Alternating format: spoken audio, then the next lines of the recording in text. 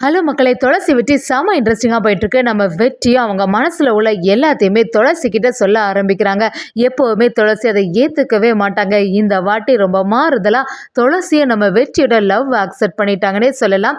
இன்னொரு சைடு பார்த்தீங்கன்னா, நம்ம அஞ்சலியும் மகேஷை டைவர்ஸ் பண்ணக்கான எல்லா வேலைகளும் பார்க்குறாங்க. இதை தெரிஞ்சுக்கிட்ட மகேஷும் எவ்வளோ பணம் செலவானாலும் பரவாயில்ல, நான் இப்போவே இந்த ஜெயிலை விட்டு வெளியில் வரணும்னு சொல்லிட்டு ஒரு வழியாக ஜெயிலேருந்து வெளியில் வந்துட்டாங்கன்னே சொல்லலாம். வீடியோக்குள்ளே போகிறதுக்கு முன்னாடி நம்ம சேனலுக்கு சப்ஸ்கிரைப் பண்ணிடுங்க. அப்படியே பக்கத்தில் இருக்க பெல் ஐக்கனை கிளிக் பண்ணிடுங்க. அப்பதான் நான் போடுற வீடியோலாம் உங்களுக்கு நோட்டிஃபிகேஷனாக வரும்.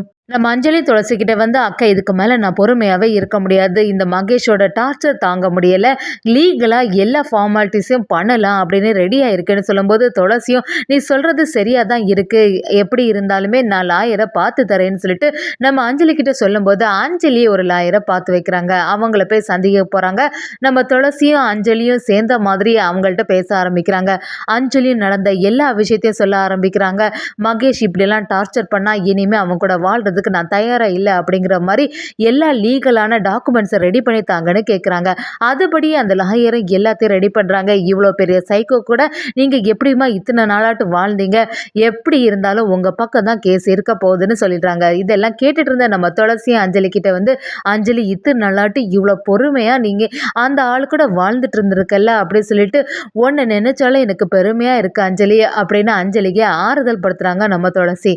அதே சமயத்தில் நம்ம அஞ்சலியும் துளசி கிட்ட வந்து, அக்கா உண்மையை சொல்லு, நான் கேட்குறதுக்கு வெற்றி மாமா மேலே உனக்கு ரொம்பவே அக்கறை இருக்குது, நான் நிறைய வாட்டி பார்த்துருக்கேன், அதே சமயத்தில் அவங்க மேலே அன்பு இருக்கான்னு கேட்கும்போது அந்த இடத்துல துளசி எதுவுமே பேசாமல் அமைதியாக இருக்காங்க. இதை பார்த்துட்டு இருந்த அஞ்சலியும், எனக்கு நல்லாவே புரியுதுக்கா, கண்டிப்பாக வெற்றி மாமாவை நீ லவ் பண்ண ஆரம்பிச்சிட்ட, ஆனால் எதுக்காக மனசுலேயே போட்டு யோசிச்சுட்டு இருக்க, எப்போ தான் இதை வெளியில் சொல்லுவேன், வெளியில் சொன்னால் தானே அவங்களுக்கும் தெரியும் அப்படிங்கிற மாதிரி நம்ம துளசி கிட்ட கேட்குறாங்க. அஞ்சலியும் இப்போவே வெற்றி மாமா கிட்ட பேசி நான் சொல்லக்கூடிய இடத்துக்கு வாங்க அப்படின்னு கூப்பிடுன்னு நம்ம அஞ்சலி ஒரு ஐடியாவை கொடுக்குறாங்க.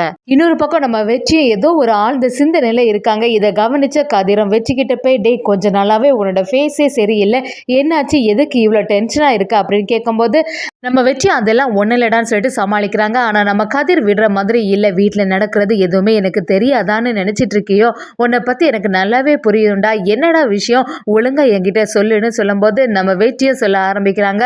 ஆமாம், வீட்டில் அந்த மேடம் என்னை பற்றி புரிஞ்சிக்கவே மாட்டேங்கிறாங்க, ஏன் தான் இவ்வளோ வரட்டு பிடிவாதமாக இருக்காங்கன்னு புரிய மாட்டேங்குது, நானும் என்னால் முடிஞ்ச அளவு அவங்கள்ட்ட அன்பா அக்கறையாக நடந்துக்கிறேன், ஆனால் அதை கொஞ்சம் கூட அவங்க புரிஞ்சிக்க மாட்டேங்கிறாங்கன்னு சொல்லிட்டு நம்ம கதிர்கிட்ட புலம்பி தள்ளுறாங்க. இதை கேட்டுட்டு இருந்த நம்ம கதிரும், அதை நினச்செல்லாம் கவலைப்பட்டு இருக்காத, உன்னோட மனசில் உள்ளதை கண்டிப்பாக துளசிக்கிட்ட போய் சொல்லு அப்படிங்கிற மாதிரி நம்ம கதிரும் ஐடியாவை கொடுக்குறாங்க. கரெக்டான சமயத்தில் நம்ம வெற்றியும் நம்ம துளசிக்கு கால் பண்ண ஆரம்பிக்கிறாங்க. துளசியும் நம்ம வெற்றிக்கிட்ட, உங்கள்கிட்ட முக்கியமான விஷயம் பேச வேண்டியது இருக்குது, நான் சொல்கிற இடத்துக்கு இப்போ உடனே வரீங்களான்னு கேட்கும்போது, வெற்றியும் நானும் அதை தாங்க சொல்லணும்னு வந்தேன், உங்களை பார்க்கணும் போல இருக்குது, கண்டிப்பாக நான் சொல்கிற இடத்துக்கு வாங்கன்னு ஒரு இடத்த சொல்கிறாங்க.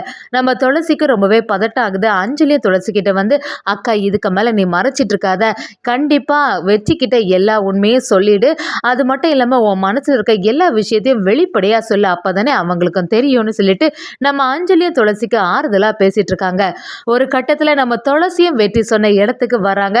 எங்கேயும் பார்த்தாலும் நம்ம வெற்றியை காண மாட்டேங்குது, என்ன இப்படி இருக்குது அப்படி சுற்றி பார்க்கும்போது கரெக்டான சமயத்தில் அங்கே லைட் பல்பெல்லாம் எரிஞ்சிட்ருக்கு. நம்ம வெற்றியும் ஒரு ரோஸோட நம்ம துளசியை பார்க்குறதுக்காக வராங்க. துளசி இதை கொஞ்சம் கூட எதிர்பார்க்கல. வெற்றியும் துளசிக்கிட்ட அவங்க லவ்வை சொல்கிறாங்க. எப்போவுமே துளசி அதை ஏற்றுக்கவே மாட்டாங்க.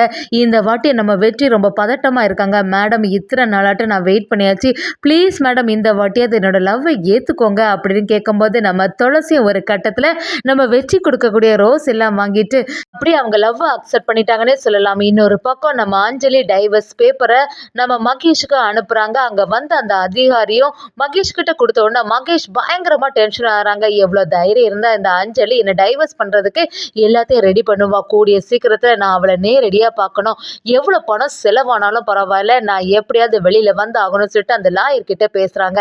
அந்த லாயரும், கேஸ் உங்களுக்கு மேலே ரொம்ப ஸ்ட்ராங்காக இருக்குது, உடனே வெளியில் வர்றதுக்கு ரொம்பவே சந்தேகம் தான் சொல்லும்போது மகேஷ் அந்த இடத்துல சரியாக கோவப்படுறாங்க. எது நடந்தாலும் கண்டிப்பாக நான் வெளியில் வந்தே ஆகணும்னு சொல்லிட்டு ஒரு வழியாட்டு கடைசி நேரத்தில் நம்ம மகேஷ் வெளியில் வந்துட்டாங்கன்னே சொல்லலாம்.